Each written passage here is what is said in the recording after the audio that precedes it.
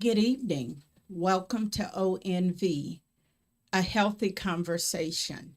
I'm Nurse Pat, and tonight our conversation continues talking about cancer. And tonight we're going to deal with prostate cancer. And before I introduce my guests, I want to give you a few facts, and then we're going to introduce them and find out why they are here with us tonight. And doing some research, I found out that prostate cancer is one of the most commonly diagnosed cancer in Black males. 37% of new cancer in Black men will be prostate cancer.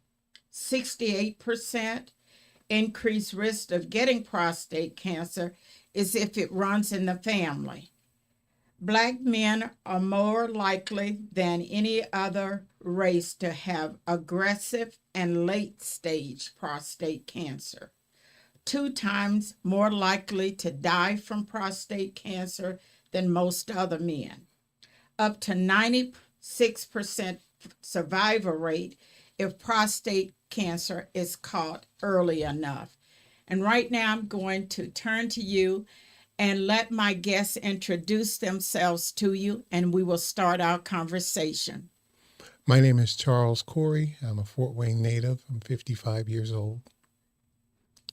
I'm Nicole Corey. I'm his wife, and I'm 55 as well. And Mr. Corey, I understand that you were diagnosed with prostate cancer. Can you tell us a little bit about your diagnosis? How did you find out, and what made you go to the doctor to get tested? Well, I was doing my annual physicals and my labs, my blood draws, and my doctor looked at my family history, and she wondered, what to look for. And I told her that I had a history of cancer in my family and a history of death from cancer in my family. And it was about 2 years ago. And that caused her to want to have extra tests run. She had me doing the regular screenings for colon cancer, but she also wanted to run the PSA scan for prostate cancer as I was over 50. So that did. And my wife, she was a very boisterous in getting me to go to the doctor because before I was 50, I did not go to the doctor. Okay. So my wife's a big part of that. And that's what, Yes. Nicole, and that's what we were talking about a little bit before now.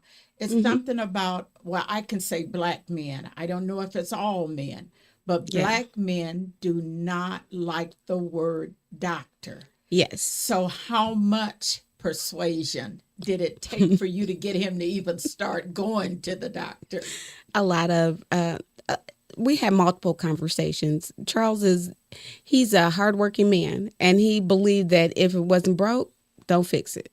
Mm-hmm. But every time I saw him going through something, I said, if you don't go to the doctor, what am I going to do if you die? And he said to me, well, that's what life insurance is for. But what does life insurance do? It insures you after you're gone. And the wife is left with this gaping hole missing her mate. When it's easily rectified, just go to the doctor. So how much browbeating did it take to get you to go to the doctor? Because, like I said, I know Black men. It takes a little bit of to get them there. Probably about 7 or 8 years. Mm-hmm. So, yeah.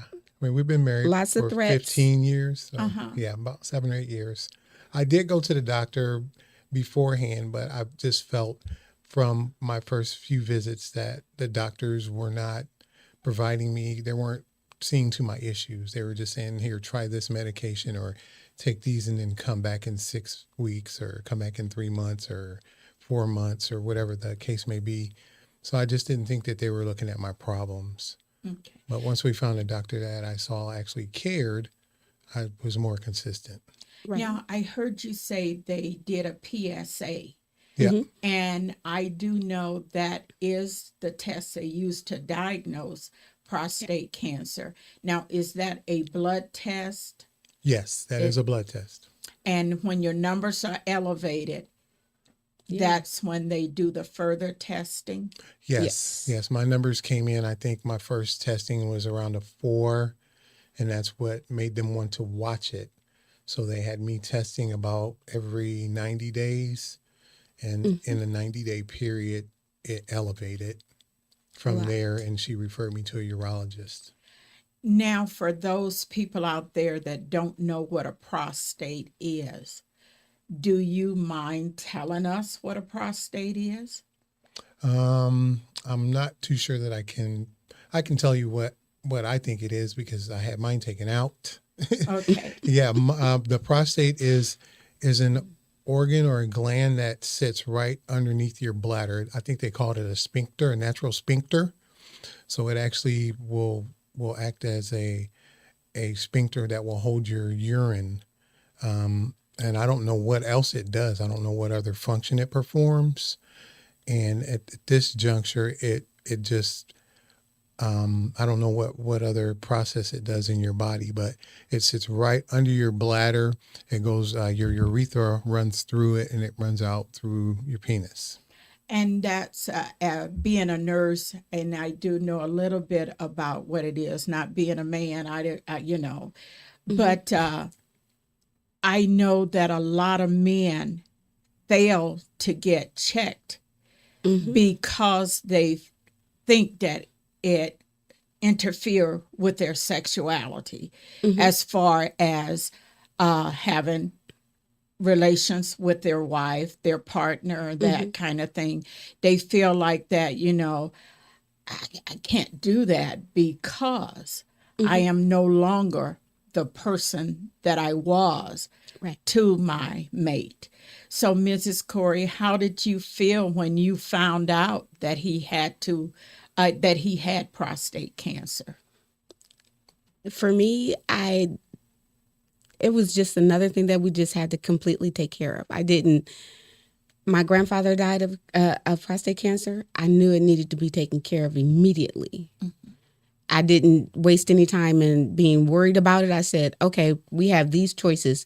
Pick one, and we're going to do it right now. And he was like, give me time, give me time. I said, no, we don't have time like that. And that's what in doing my study, and I found out that even sometime when men are diagnosed with it, they think, well, if I put it off, I don't know if they think if I put it off, it's going to go away. I don't know if that's what their thought process is, or if I put it off and ignore it, yes, it's just going to disappear. There are a lot of people that think that way. Disappear No. just by not thinking about it. It does not. It does not disappear. go away.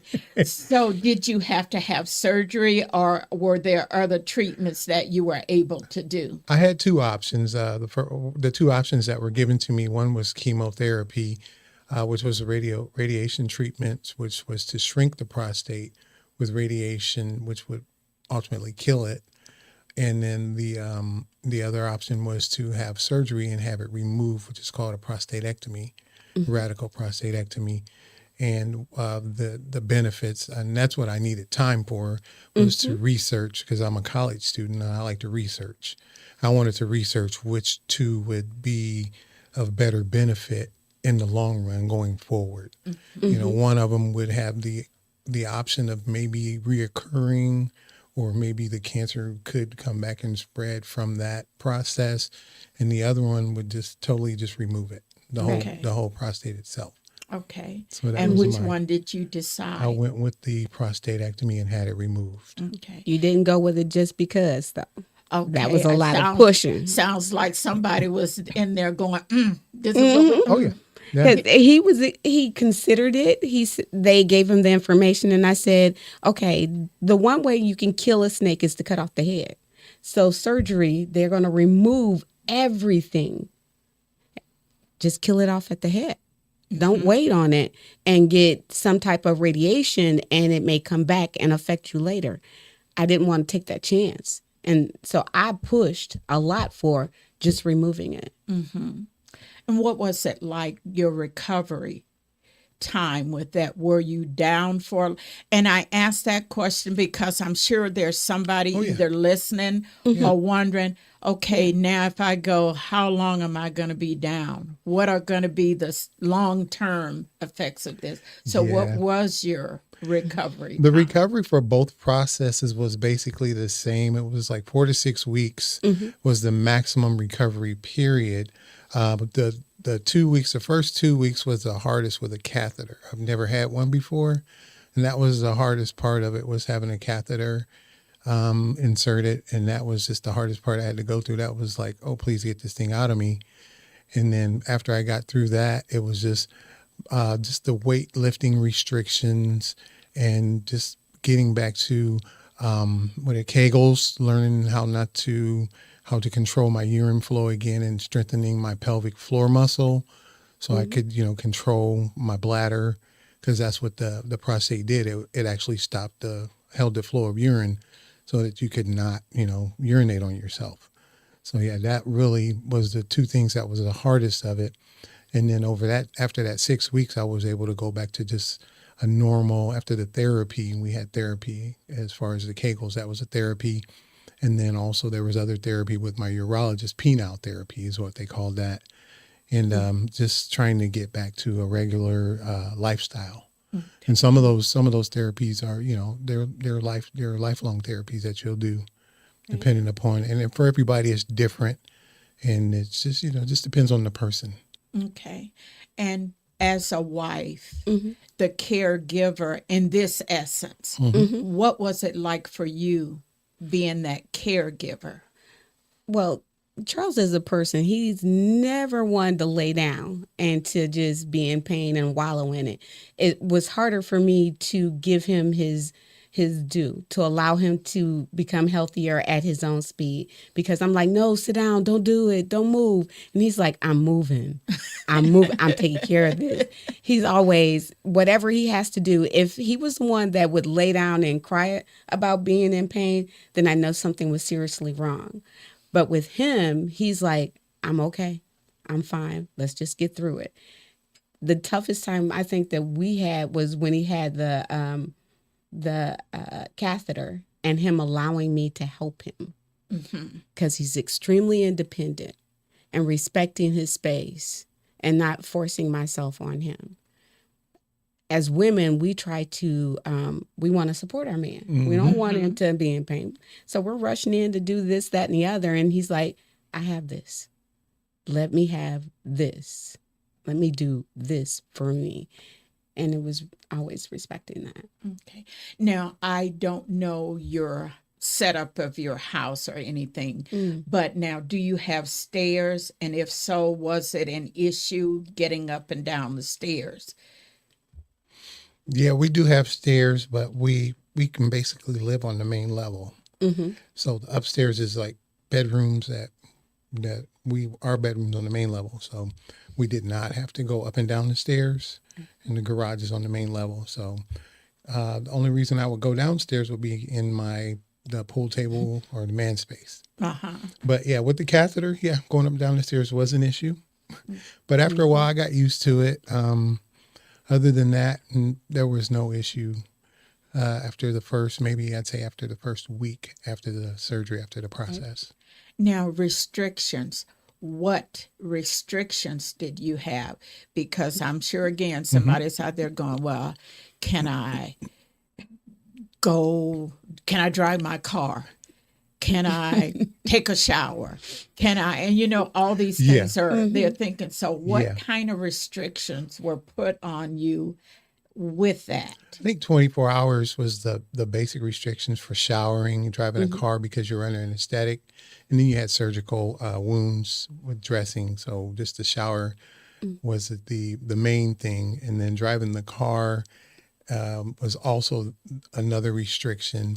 But just lifting, because it was an abdominal incision. I had like 6 incisions with a robotic, I forget what they call that machine with the 6 knives. But because they had to cut my abdomen, I wasn't able to lift anything over 10 pounds for like the first 2 weeks. And then I gradually went 12 pounds, 15 pounds, but over a span of 6 weeks. that was my restriction, just heavy lifting of objects. And I do know that you work in a warehouse. Yes. So how long were you off work? Because, I got to go to work and the bills got to be Yeah, paid. yeah. You have people thinking all those Yes. things. So how long were you out of work? I was off work for 2 weeks before I went back to work, but I am a manager, so I really did not have to go back into heavy labor. I was just more or less just directing, and I had people that would do the heavy lifting on my behalf. I'm normally a hands-on out there working with my team, but during that time I was able to just stand back. Now, mentally, because the word cancer, just saying that word Yes. Yes. scares the bejeebus out of everybody. Oh, yes. Yes. So to hear you have cancer, what did it do to you mentally? I'm a planner. I'm a thinker. So it just made me go into, okay, we're gonna figure out how to beat this, how to defeat it. And so I just started thinking about what next steps, what's going to happen next. I did not think that I was defeated, and fear is not my future. Okay. That's not one of the things that I'm gifted with, is the spirit of fear. So I was not afraid, and just my past is riddled with all of I would say 85 to 90% of my family members that are no longer here were victims of cancer. So I have hindsight, that's 2020, that told me I caught it like at its beginning stages, where I have relatives that went into the doctor for the first time, and when they were stage 3, stage 4 advanced. So I knew I was well advanced in front of this, that I had a better chance to do better. So I was not afraid at all. Now, what normally is the age group that a man should be checked for that prostate cancer? Did they give you a range or anything? Like with breast cancer, they'll say 35, you should have your mammogram at least by 40. So is there an age range that if you were talking to a man, the age range you would say to him that you need to get yourself checked? I would think if it's in your family, if it's familial to you, you should start getting checked in your 40s, your late 30s. I had a sister that passed away from colon cancer, and she was 30 years old. So, I mean, it's never too late. Just as long as you're getting your annual physicals and you're getting your blood work done at least once or twice a year. I mean, your doctors, they'll see these markers. But for the prostate cancer and even the colon cancer, 40s, 45.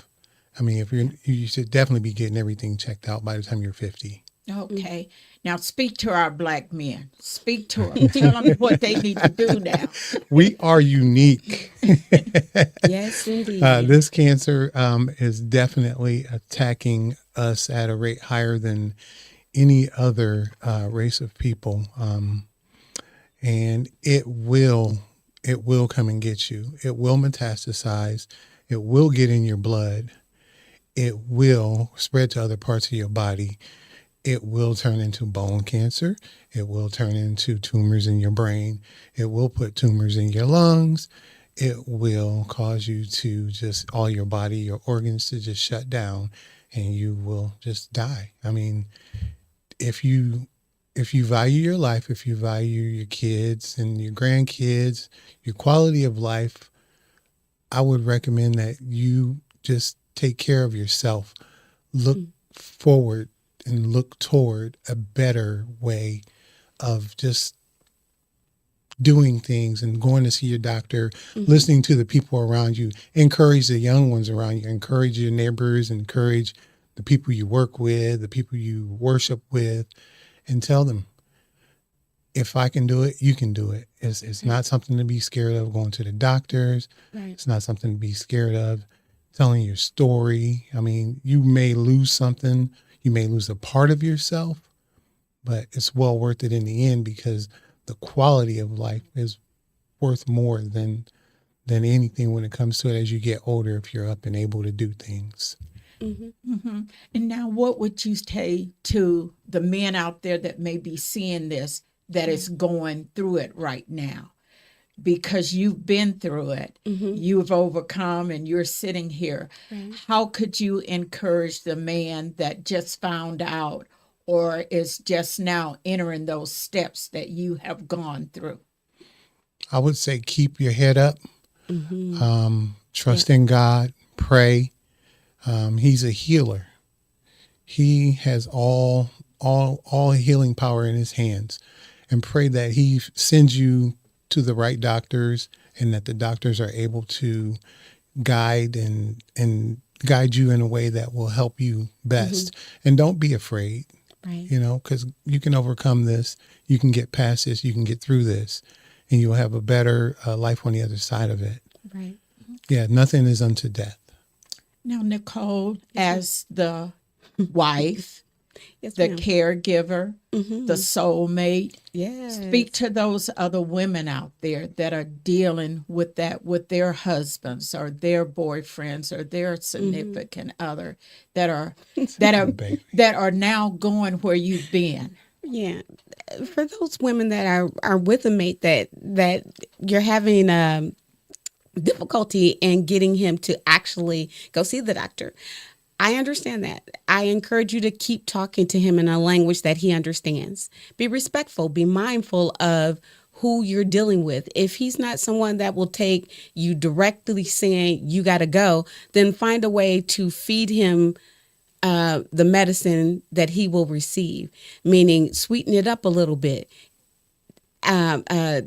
You can catch flies with sugar, not with vinegar.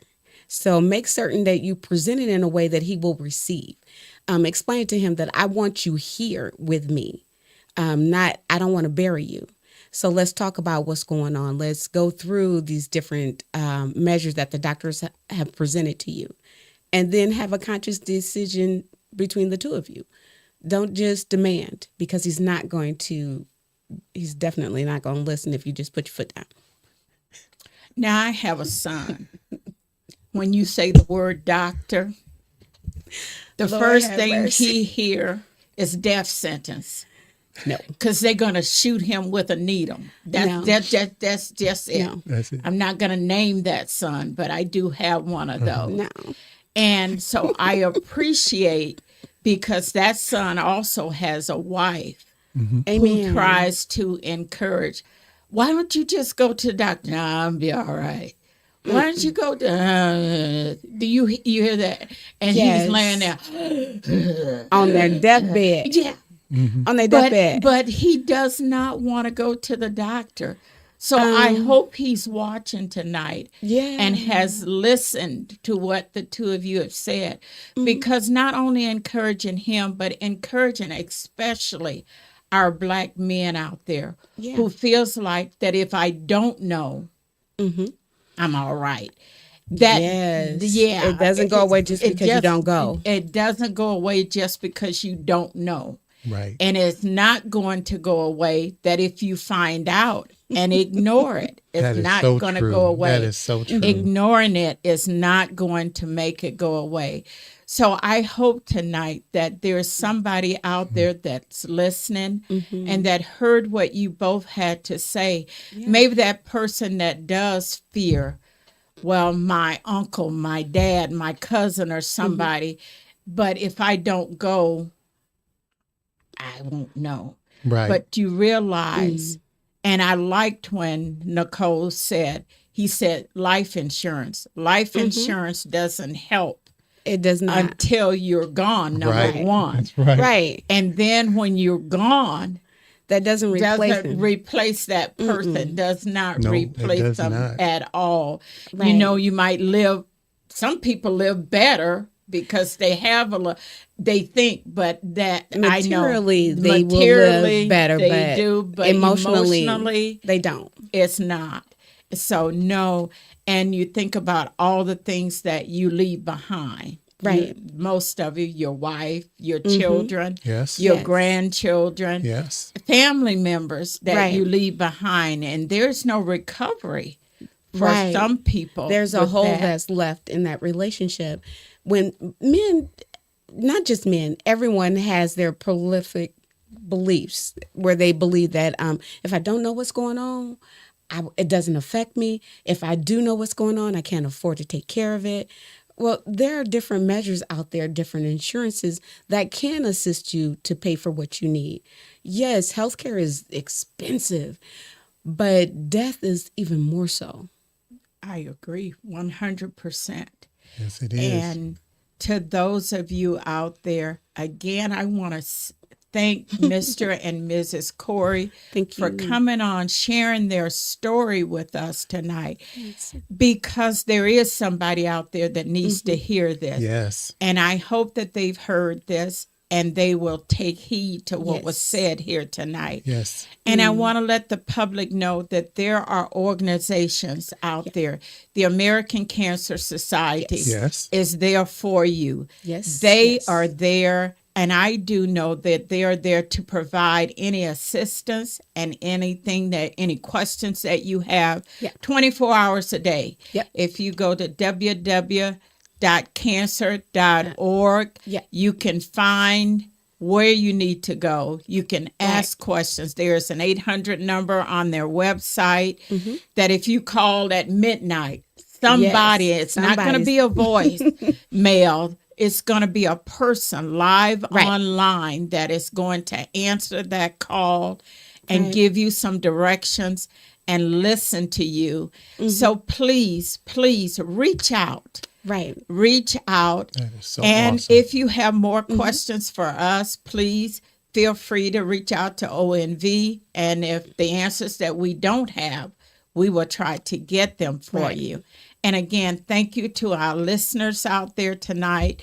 Hopefully there was something said that will enlighten your mind. And for those gentlemen out there who feels like, nah, it'll make you want to go get checked out. Right. It's better to know than not know. Yes, That's it right. is. Once you know and get it taken care of, your life expectancy Yes. is Much more. extended. Oh, yeah. Much Yes. more. Oh, yeah, Much definitely. more extended. Yes. Definitely. Because if you wait until it's in the late stage, then you reach the point of no hope, Of no return. no return. And then I want to thank you again. Thank I you. really Thank you. appreciate you Thank coming you. on Thank here you for with having us. us. Yes. Thank you. And as ONV always say, always protect your mind.